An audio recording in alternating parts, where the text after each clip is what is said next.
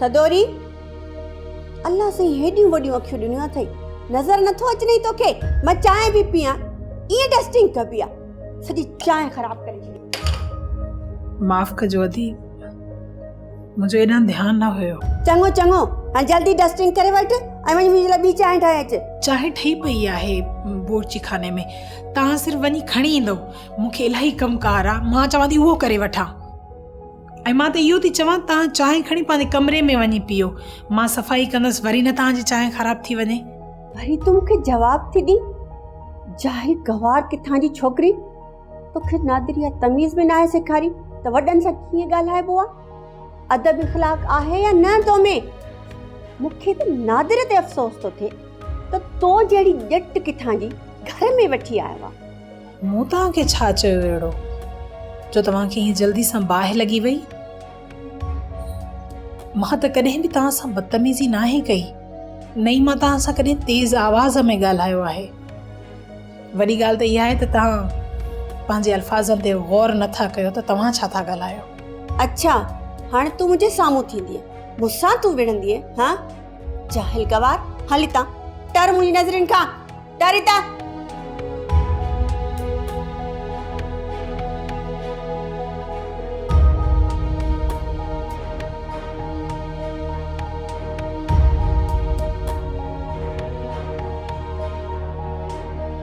दिल त चवे थी नादर खे हिकिड़ो ई धकाणी पूरो कयां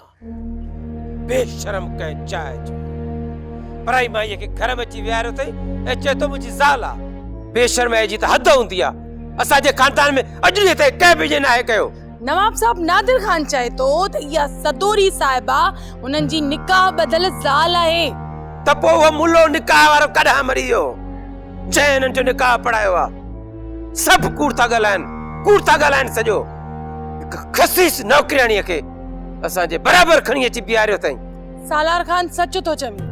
इन छोरीअ खे मां सॼे घर जो माहौल गंदो करण कोन ॾींदसि न हया अथसि न शर्म अथसि सॼो ॾींहुं नौकरनि सां टहक ॾींदी थी वधे मूंखे त अहिड़े क़िस्म जी नौकरियाणी बि हिन घर में न खपे ॿुधई न सालार ऐं इहा तोहारी प्यारी मेहरू छा थी चवे सालार खान मेहरू रुगो मुंहिंजी प्यारी न आहे वॾेरे मरहूम लाइक खान जी बि प्यारी हुई ऐं हिन घर जी वॾी आहे तंहिंजे करे ई मां इज़त कंदी आहियांसि बानू मूंखे सच ॿुधाए मूंखे ते ज़हर वारी ॻाल्हि सची आहे या कूड़ी आहे आई तौबा कर सालार खान तौबा कर मां मेहरूअ खे ज़हर ॾींदसि न न न न न उहा हिन घर जी वॾी आहे मां ये करे सघां थी तूं ॿुधाए मां ये करे सघां थी आहे त तूं बि वॾी मकरेल पर मां हिनखे पोइ ॾिसंदुसि पहिरियों न सदोरी जो बंदोबस्तु कयां इहो कमु मां पाणे थी कयां मां हिन सदोरीअ खे हिन घर जो माहौल ख़राब करण कोन ॾींदसि जीअं चांहि जे कोप में मख पइजी वेंदी आहे न ऐं सॼो कोप ख़राब थी वेंदो आहे ईअं सम्झ त असांजो ई घर बि चांहि जो कोप आहे सदोरी मख मख त पोइ ॾिसीस छा थो ॾींस थड़ा कढीस पहिरियों गाड़े हिन घर खां ॿाहिरि हाणे सॼो नादिर बि नवाब साहब थी वियो आहे असांजे लाइ मूंसां त मुंहुं ॾेई ॻाल्हाए ई नथो जॾहिं मूंखे थो ॾिसे त मुंहुं किन्नू थो करे कुझु बि कर सालार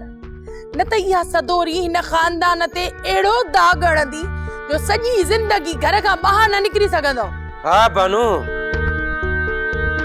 कुझु न कुझु त मूंखे करणो ई पवंदो हाणे सोप सीरियल सिंध ॼाई तमाम एपिसोड्स ॾिसो हाणे HD क्वालिटीअ में विज़िट करियो असांजो YouTube channel Sindh TV HD drama subscribe कयो असांजो official YouTube channel Sindh TV HD drama ऐं वधीक अपडेट लाइ बेल आइकन खे क्लिक करियो